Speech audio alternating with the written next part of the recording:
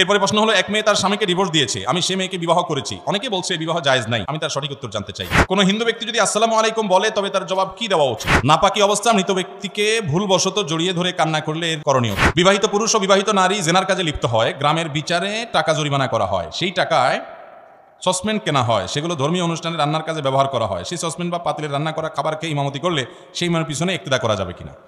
এত দূরে নিয়ে ফেলছেন মাসালা।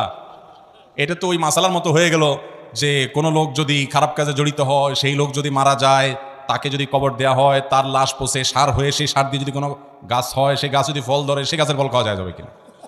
এরকম মাসালা বলে কে জিজ্ঞাসা করছে? তো এরকম না ঘুরে গাড়ায় মাসালা হয়ে গেল।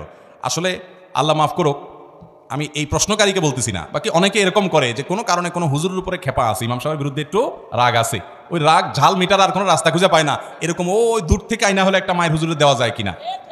এটা অনেক সময় হয়, সবসময় হয় যে তা বলতেছি না, অনেক সময় হয়। এবার আসেন মূল মাসআলায় আসি।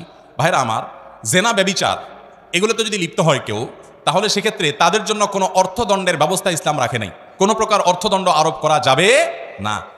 এই জাতীয় অর্থদণ্ড শরিয়া দৃষ্টিকোণ থেকে জায়েজ নাই। বহু গ্রাম্য সালিশে এই কাজ করা হয় যে ছেলে মেয়ে জেনা করছে, ধরা পড়ছে, তাহলে এবার গ্রাম্য সালিশে বিচার হয়, বিচার হয়ে বলে ঠিক আছে, তাহলে এবার দুজন 10,000 করে টাকা জমা দিয়ে দেখ, অথবা ছেলেটার কাছ থেকে আর টাকা নেওয়া হয়, নিয়ে ওইটা নিয়ে আপনি পাতিল কিনে রান্না করে মসজিদে মাদ্রাসায় ধুমসে খাইলেন, এটা জায়েজ হবে না। আপনাকে শরীয়তে অধিকার দেয় নাই যে তার উপরে অর্থদণ্ড করবেন। জেনার নির্দিষ্ট শাস্তি আছে, সে শাস্তি আবার চাইলেই গ্রামের মনোলমা মাতব্বর শুরু করে দিবেন, আর যে কেউ বিচার করা শুরু করে দিবেন, এত সহজ না। এই বিচারটা বিচারিকভাবে হতে হবে, যেন তেনভাবে যে কেউ আইন হালাতে তুলে নিতে বা বিচার করা শুরু করেন, তাহলে কি হবে? অনেক অবিচার হবে। বিচারের নাম বহু অবিচার হয় কি হয় না? একটা ভালো মানুষকে জেনার দোষে দোষী বানাই দিলেন, আর অনেক সময় একজন দোষী মানুষকেও নির্দোষ বানাই দিলেন, কারণ সবার হাতে হাতে যদি বিচারের ছড়ি দেওয়া হয়, তখন দেখা যাবে সেটার অপব্যবহার হবে। নবী করিম সাল্লাল্লাহু আলাইহি সাল্লাম একই সঙ্গে তিনি মদিনার শাসক ছিলেন, একই সঙ্গে তিনি প্রধান বিচারপতি ছিলেন। তিনি যখন কোনো বিচারিক আদেশ দিতেন, তখন বিচারের জায়গা থেকে, বিচারকের জায়গা থেকে তিনি দিতেন। অতএব আইন যদি সবাই হাতে তুলে নেয়, তাহলে আপনাকে আমি খুন করবো, আপনি আমারে খুন করবেন কেন? আমার দৃষ্টিতে আপনার খুন করা জায়েজ, আপনার দৃষ্টিতে আমার খুন করা জায়েজ, দুইটাতে মানুষ তো টিকবো না। আর তাইলে এই জন্য সবাই বিচার যার যার মতো হাতে তুলে নিতে পারেন না। বিচ্ছিন্ন কোনো বিষয়, কেউ এমন কোনো অপরাধ করেছে, মানুষের রোষানলে পড়েছে এবং সেই কারণে কোনো দুর্ঘটনা ঘটেছে, সেটাতেও যদি সীমালঙ্ঘন হয়, সেটা বিচার্য বিষয়। কিন্তু সচরাচর এই যে জেনার বিচারের নামে গ্রামাঞ্চলে যেটা হয়, সালিসি বিচারের মাধ্যমে, এখানে অর্থদণ্ড আরোপ করা জায়েজ নাই, জায়েজ নাই। অতএব এটা খাওয়া বা এটা ভোগ করাও কি হবে না? জায়েজ হবে না। যেসব পুরুষদের সাথে দেখা দেওয়া জায়েজ নাই, অর্থাৎ গায়রে মাহরাম, তাদেরকে বেগানা মহিলা যদি সালাম দেয়, সেটা জায়েজ আছে কিনা? আর যদি কোনো মহিলা সালাম দেন কোনো বেগানা পুরুষকে, তাহলে তার উত্তর নেওয়া যাবে কিনা? ভাইরা আমার, পুরুষ পুরুষকে সালাম দিবে, মহিলা মহিলাকে সালাম দিবে, কোনো সন্দেহ নেই। পুরুষ মহিলাকে, যদি পরিবারের মহিলা হয়, অর্থাৎ মাহরাম মহিলা হয়, মা বোন স্ত্রী, তাদেরকে সালাম দিবে। আবার মহিলারাও পুরুষদেরকে সালাম দিবে, মাহরাম পুরুষ হলে মা ছেলেকে সালাম দিবে, স্ত্রী স্বামীকে সালাম দিবে, বোন ভাইকে সালাম দিবে, কোনো সমস্যা নাই। যদি পুরুষ আর মহিলা গায়রে মাহরাম হয়, অপরিচিত হয়, যাদের সাথে পর্দার বিধান প্রযোজ্য, এরকম যদি হয়, তাহলে সেক্ষেত্রে সালাম দিবে কিনা? তো এটার উত্তর হলো, সাধারণ বিধান হলো এক্ষেত্রেও সালাম দিবে, যদি ফিতনার ভয় আশঙ্কা না থাকে। আল্লাহ রাব্বুল আলামিন নারীদের কণ্ঠে বিশেষ কোমলতা দিয়েছেন, এবং সেই কোমলতার কারণে অনেক পুরুষ, বিশেষ করে যাদের দিল যত বেশি রুগ্ন হয়, তাদের মনে তত বাজে কল্পনা, যাতে জল্পনা, বাজে চিন্তা আসে, এবং অনেক সময় ফিতনার দিকে চলে যায়, কথাবার্তা হয়, আলাপ সালাপ হয়, এরপরে হতে হতে আস্তে আস্তে দেখা যায় আরও অনেক হারামের দিকে মানুষ চলে যায়। এরকম আশঙ্কা যদি থাকে, তাহলে নারী পুরুষ একে অন্যকে এভাবে সালাম দিবে না। যদি দেয়, তাহলে মনে মনে জবাব দিবে, যদি জবাব জোরে দিলে ফিতনার ভয় থাকে। বাকি সাধারণ অবস্থাতে জবাব দিতে পারবে। আল্লাহ কোরআনে বলেছেন, ওয়াকুলনা কাওলাম মারুফা, মেয়েরা তারা কথা বলবে, স্বাভাবিক কথা বলতে পারবে, কোরআনের আয়াত থেকে বোঝা যায়। তো এই স্বাভাবিক কথার মধ্যে সালামও থাকে। এটা সাধারণভাবে যদি বলা হয়, কণ্ঠের মধ্যে বিশেষ কোমলতা সৃষ্টি করা না হয়, বিশেষ কোনো কৃত্রিমতা সৃষ্টি করা না হয়, কণ্ঠের মধ্যে বিশেষ ধরনের আকর্ষণীয় করে ওইটা যদি উপস্থাপন করা না হয়, নরমালি এটা জায়েজ আছে। ফিতনার আশঙ্কা থাকলে এটা করাকে অনেক ইমামগণ, ওলামা ইকরাম মাকরুহ বলেছেন। কথা কি বুঝাতে পারছি? অতএব বেগানা পুরুষ, বেগানা নারী একে অন্যকে সালাম যদি দেয়, ফিতনার আশঙ্কা নাই, জায়েজ আছে। কিন্তু ফিতনার আশঙ্কা আছে এরকম হলে, অর্থাৎ আপনার মনে বাজে চিন্তা আসতে পারে, একটা ইয়াং মেয়ে, ইয়াং ছেলে, নির্জন জায়গা বা পরবর্তী তাদের সাথে পরিচয় হতে পারে, কথা সামনে বাড়তে পারে, এবং এই সাউন্ডের কারণে, ভয়েসের কারণে নিজের মধ্যে মনে বাজে জল্পনা কল্পনা আসার আশঙ্কা আছে, তাহলে সালাম না দেওয়াই উত্তম। যদি দেওয়া হয়, আপনাকে একটা মেয়ে সালাম দিছে, আপনি জবাব দেওয়াটাকে বিপদের কারণ মনে করছেন, আপনি মনে মনে জবাব দিবেন। অনেকে এই সমস্ত কথা শুনলে মনে করে, এত হিসাব নিকাশ করে দুনিয়াতে চলা যায় নাকি? ভাই, জান্নাত প্রত্যাশী মানুষকে এর চেয়ে বেশি হিসাব করা লাগে। আর যার জান্নাত জাহান্নাম নাই, যার আল্লাহ নাই, যার আল্লাহর প্রতি ঈমান নাই, যে শয়তানের কথা মতো চলে, ও তো নফসের গোলাম, তার খেয়াল খুশি মতো যা খুশি সে করে। আমাদের প্রতিটা পদক্ষেপে চিন্তা করতে, আর এটা একজন নারীর প্রতি সম্মান প্রদর্শন, যে একজন নারী তার ব্যক্তিত্ব, তার সম্ভ্রম, তার ইজ্জত যাতে কোনো পুরুষ মনে মনে বাজেভাবে তাকে নিয়ে খারাপ চিন্তা করে জেনা করতে না পারে, নিকৃষ্ট চিন্তা তাকে নিয়ে যেন করতে না পারে, ইসলাম তার জন্য সব ব্যবস্থা রেখেছে। এই পর্দার বিধান হলো আমার বোনদের জন্য, মায়েদের জন্য সম্ভ্রম এবং ইজ্জত রক্ষা করবার জন্য, তাদেরকে সম্মান দেওয়ার জন্য। আর পর্দাহীনতা এটা বেশিরভাগ ক্ষেত্রে নারীকে অসম্মানের দিকে নিয়ে যায়। একজন খোলামেলা পোশাকে চলা নারীকে নিয়ে অজস্র মানুষ রাস্তাঘাটে তার দিকে তাকিয়ে তাকিয়ে, অনলাইনে অফলাইনে তাকে দেখে দেখে মনে মনে তার সাথে জেনা করে। এটা অস্বীকার করার কোনো সুযোগ আছে? অস্বীকার যদি করেন তাহলে বুঝতে হবে হয় মিথ্যাবাদী, আর না হলে রোগ আছে, ডাক্তার দেখাইতে হবে। এরপরে প্রশ্ন হলো, এক মেয়ে তার স্বামীকে ডিভোর্স দিয়েছে, আমি সে মেয়েকে বিবাহ করেছি, অনেকে বলছে বিবাহ জায়েজ নাই, আমি তার সঠিক উত্তর জানতে চাই। দেখুন, প্রথম কথা হলো, ডিভোর্সি মেয়ে বিয়ে করা বা স্বামী পরিত্যক্ত মেয়ে বিয়ে করা এটা তো শুধু জায়েজ না, ওই মেয়েকে উপকার করার উদ্দেশ্যে করলে তো সেটা সওয়াবও হতে পারে। কিন্তু কথা হলো যে ডিভোর্সটা শরীয়ত অনুযায়ী হয়েছে কিনা। কারণ কোনো নারী তিনি নিজের স্বামীকে তালাক দিতে পারেন না নরমালি, কিন্তু অর্পিত তালাক যদি দেওয়া থাকে, বাংলাদেশের প্রচলিত কাবিননামার 18 নম্বর কলামে যে লেখা আছে, যদি স্বামী তার স্ত্রীর প্রতি জুলুম করে, ভরণ পোষণ না দেয়, এটা করে সেটা করে, তাহলে সেক্ষেত্রে সে নিজের প্রতি নিজে তালাক গ্রহণ করিতে পারিবে। ওইটা যদি ফিল আপ করা থাকে, ওখানে যদি সই করা থাকে স্বামী স্ত্রীর, বিশেষ করে স্বামীর, তাহলে সেক্ষেত্রে অর্পিত তালাকের পাওয়ার স্বামীর উপরে স্ত্রী নিজের উপর নিজে প্রয়োগ করতে পারে, নিজের উপর নিজে প্রয়োগ করতে পারে। কোন স্ত্রী যদি বলে স্বামীকে তোমাকে আমি তালাক দিলাম, কিয়ামত পর্যন্ত বললেও তালাক হবে না।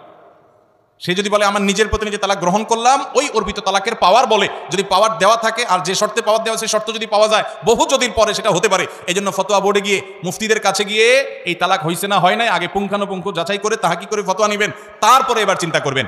এরকম যদি তালাক সত্যি হয়ে যায়, তাহলে ডিভোর্সি মেয়ে তাকে বিবাহ করলে, বিশেষ করে তার প্রতি জুলুমের কারণে সে অসহ্য হয়ে যদি সেখান থেকে বিচ্ছেদ হয়ে আসতে হয়েছে, এরকম হয়, তাহলে সেক্ষেত্রে তার উপকার করতে গিয়ে, সহায়তা দেখাতে গিয়ে আপনি বিয়ে করলে সেটা ভালো, কিন্তু সহায়তা দেখাতে গিয়া কয়দিন পরে যেন তার প্রতি আবার বিতৃষ্ণ হয়ে অন্য পথে গিয়ে তার প্রতি অবিচার যেন না করেন, সেটা খেয়াল রাখেন। অতএব এটা জায়েজ আছে। সাহাবায়ে কেরাম বহু ডিভোর্সি মেয়েকে বিয়ে করেছেন। নবী করিম সাল্লাল্লাহু আলাইহি সাল্লাম তার স্ত্রীদের মধ্যে বেশিরভাগই এরকম ছিলেন যে তাদের পূর্বের স্বামী ছিল, হয় স্বামী মারা গেছেন কিংবা তাদের সাথে বিচ্ছেদ ছাড়াছাড়ি হয়েছে। কোনো হিন্দু ব্যক্তি যদি আসসালামু আলাইকুম বলে, তবে তার জবাব কি দেওয়া উচিত? ভাইরা, ইসলাম আমাদেরকে অন্য ধর্মের মানুষদের সাথেও সৌজন্যতার শিক্ষা দেয়। আমরা একটা সমাজে যখন বসবাস করব, বিভিন্ন ধর্মের মানুষ, অন্যান্য ধর্মের মানুষের সাথে আমাদের সৌজন্য, সম্প্রীতি, সৌহার্দ্য থাকবে। আল্লাহ তাআলা কোরআনে বলেছেন, লা ইয়ানহাকুমুল্লাহু আনিল্লাযীনা লাম ইউকাতিলুকুম ফিদ-দীন ওয়া লাম ইখরিজুকুম মিন দিয়ারিকুম আন তাবাররুহুম ওয়া তুকসিতু ইলাইহিম ইন্নাল্লাহা ইউহিব্বুল মুকসিতিন। যে সমস্ত ভিন্ন ধর্মের মানুষেরা, অন্যান্য ধর্মের মানুষেরা যারা মুসলমান না, তারা যদি তোমাদের উপরে যুদ্ধ চাপিয়ে না দেয়, তোমাদের দেশ থেকে বের করে না দেয়, সহাবস্থান করে, তাহলে সেক্ষেত্রে তাদের প্রতি ন্যায়নিষ্ঠ আচরণ করতে আল্লাহ নিষেধ তো করেনি না, বরং ন্যায়নিষ্ঠ আচরণকারীকে আল্লাহ ভালোবাসেন। তাহলে তাদের সাথে ন্যায়নিষ্ঠ আচরণ করতে হবে। এখন সে আপনার সাথে কথা বলেছে, আপনি পাল্টা জবাব দিবেন। সে আপনার সাথে সুন্দর আচরণ করছে, আপনি অবশ্যই সুন্দর আচরণ করবেন। সে আপনাকে একটা কথা বলে অভিবাদন জানিয়েছে, আপনিও জবাব দিবেন। কিন্তু আসসালামু আলাইকুম ওয়া রাহমাতুল্লাহি ওয়া বারাকাতুহু, প্রথম কথা হলো যে সালাম এটা আল্লাহ তাআলার গুণবাচক নাম, যে আল্লাহর প্রতি বিশ্বাস করে না, গুণবাচক নামে বিশ্বাস করা তো অনেক পরের কথা, ঠিক না ঠিক? অতএব তিনি যদি আপনাকে আসসালামু আলাইকুম ওয়া রাহমাতুল্লাহ বলেন, আপনি সৌজন্যতার খাতিরে অবশ্যই জবাব বলবেন ওয়া আলাইকুম। কি বলবেন? ওয়ালাইকুম।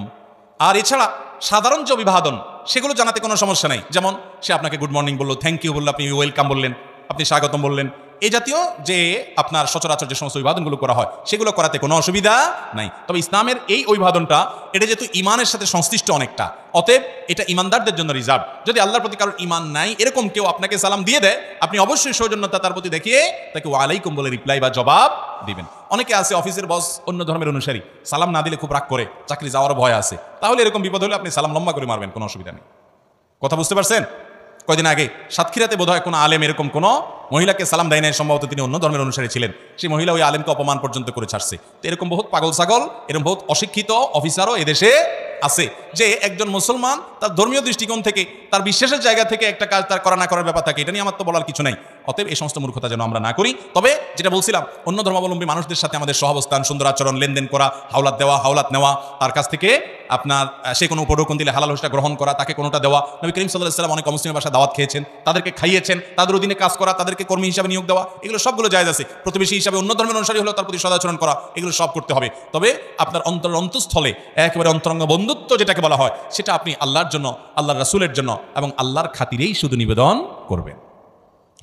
ভাইরা, আমার সময় অনেক হয়ে গেছে, আমার মনে হয় শেষ করি। আর অনেক প্রশ্নই তো আছে, দেখি আর দুইটা প্রশ্ন উত্তর দেই। সেটা তো বুঝলাম, কিন্তু আমাদের এশার নামাজ পড়া লাগবে, আরও আলোচক আছে, আর আমারও যেতে হবে। নাপাকি অবস্থা মৃত ব্যক্তিকে ভুলবশত জড়িয়ে ধরে কান্না করলে এর করণীয় কি? ভাই নাপাক অবস্থায় মৃত ব্যক্তিকে নিজের বাবা মা কেউ মারা গেছেন শরীর নাপাকি অবস্থায় জড়িয়ে ধরে যদি কান্না করেন কোনো গুনাহ হবে না, এর কারণে কোনো গুনাহ হবে না। তবে এটা ঠিক যে একজন মুসলমান গোসল ফরজ হয়ে গেলে যত দ্রুত তার সাথে সম্ভব গোসল করে ফেলা ভালো, বিশেষ করে পরবর্তী নামাজের আগে আগে তো অবশ্যই তাকে গোসল করতে হবে। কিন্তু অপবিত্র অবস্থায় যদি জড়ায় ধরে মৃত ব্যক্তিকে এবং কান্নাকাটি করে অসুবিধা নাই। কান্নাকাটি করার সময় যেন সীমা লঙ্ঘন না হয়, জামা কাপড় ছেঁড়াছেড়ি না হয়, হাহুতাস না হয়, আসার পিছার না হয়, সেগুলো লক্ষ্য রাখতে হবে। কারণ মৃত ব্যক্তির জন্য আমরা কাঁদতে পারি, কিন্তু কাঁদতে কাঁদতে সীমা লঙ্ঘন করা যাবে। অনেক মুরব্বী আছেন, বুড়া আছেন, নাতিটা মারা গেছে, ছেলেটা মারা গেছে, তো আক্ষেপ করে দুঃখ করে বলে আজরাইলের চোখ খাইছে আর কাউকে দেখে নাই। এরকম পাগলামো মার্কা কথা অনেকে বলে কি বলে না, এগুলো সীমা লঙ্ঘন। ইমানদার আল্লাহর ফয়সালাকে মেনে নিবে, সন্তুষ্ট হবে। আল্লাহ রাব্বুল আলামিন আমাদেরকে বিপদে আপদে সবর করার তৌফিক দান করুন। আমাদের সবাইকে যেতে হবে, ইন্না লিল্লাহ, আমরা সবাই আল্লাহর, ওয়া ইন্না ইলাইহি রাজিউন। আমাদের সবাইকে যেতে হবে কার কাছে?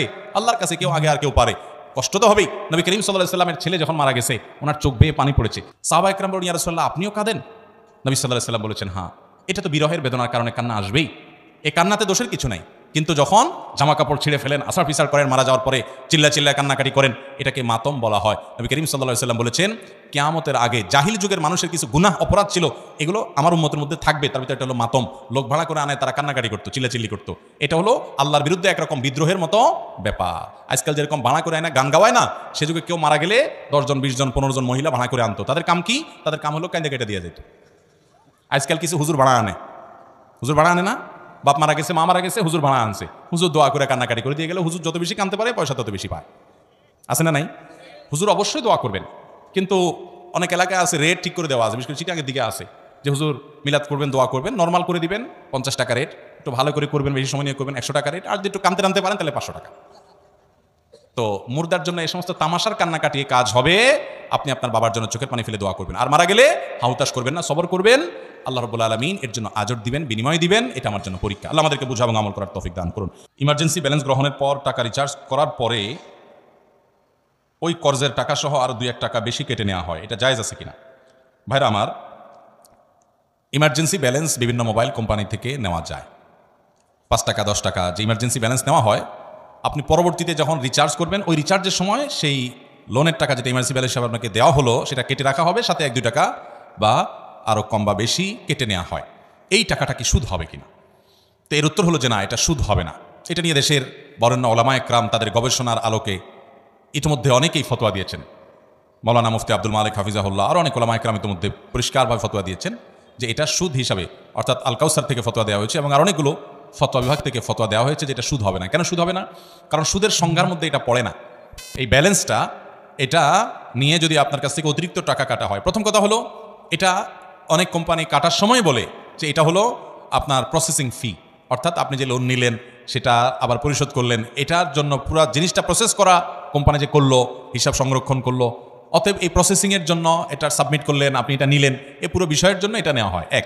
দ্বিতীয়ত হলো, যদি এটা আপনাকে লোন দিয়ে নেওয়া হয় তাহলে কুল্লু কারদিন জাররা নাফআন ফাহুয়া রিবান, লোন দিয়ে লাভ নেওয়া এটা সুদ হয়, এটা তার মধ্যে পড়বে না। কারণ এখানে ব্যালেন্স যেটা নেওয়া হয়েছে এটা আসলে না টাকা পয়সা, পণ্য, ব্যবহারযোগ্য, বিক্রিযোগ্য, এরকম কোনো জিনিসের মধ্যে এটা পড়ে না।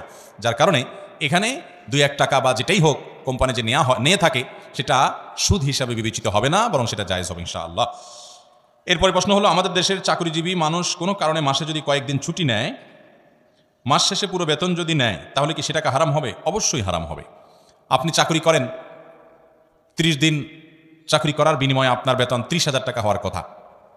আপনি 2 দিন আসেন নাই অফিসে, ফাঁকি দিছেন, অ্যাকাউন্টসে যে আছে অথবা আপনার মানব সম্পদ বিভাগ বা এই জাতীয় দায়িত্বে যারা আছেন তাদের সাথে আপনার লিঙ্কটিং ভালো আছে, বলছে অসুবিধা নেই, আপনি সই করে দিলেন, পরে এসে একসাথে আপনি এসে সই করে দিলেন, মানে ফাঁকি ঝুঁকি মেরে দিলেন, তাহলে ওই 2 দিনের টাকা যে 2,000 টাকা নিলেন আপনি, এটা আপনার জন্য হালাল হবে না, সেটা হবে হারাম। কারণ আপনি পরিশ্রম দেওয়া ছাড়াই মিশামিশি কোম্পানি থেকে বা সরকার থেকে ওই টাকাটা গ্রহণ করেছেন। বহু লোক আমরা এরকম আছি যে দিনকে দিন অফিসে যাওয়ার খবর নাই, একসাথে সই মেরে দিয়ে তারপরে টাকা উঠে নিচ্ছি, আছে না নাই?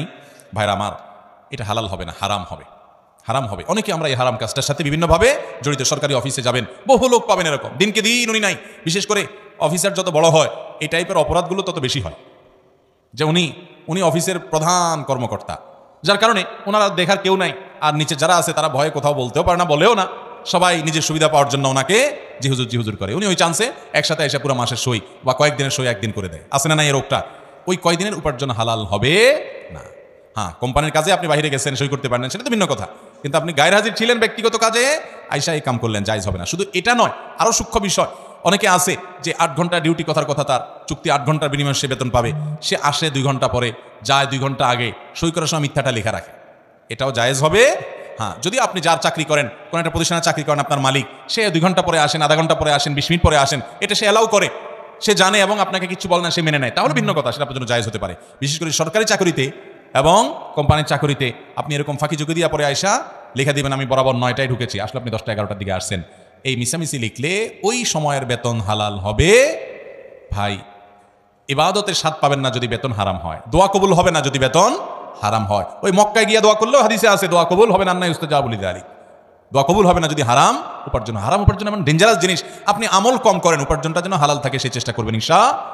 বহু তরুণ ভাইরা আছেন আমার, অনেক শিক্ষার্থী আছেন, পণ করেন, প্রতিজ্ঞা করেন যুবক ভাইরা যে ইনশাআল্লাহ আল্লাহ আমাকে কখনো কোনো একটা পর্যায়ে চাকরি বাকরি করার, হালাল উপার্জন করার মাধ্যম যখন দিবেন, আমার প্রতিটি পয়সা টাকা টন টন করে বাঁচবে, হারাম 1 টাকাও গ্রহণ করবো না চেষ্টা করবেন তো ইনশাআল্লাহ। আল্লাহ তাআলা আমাদেরকে তৌফিক দান।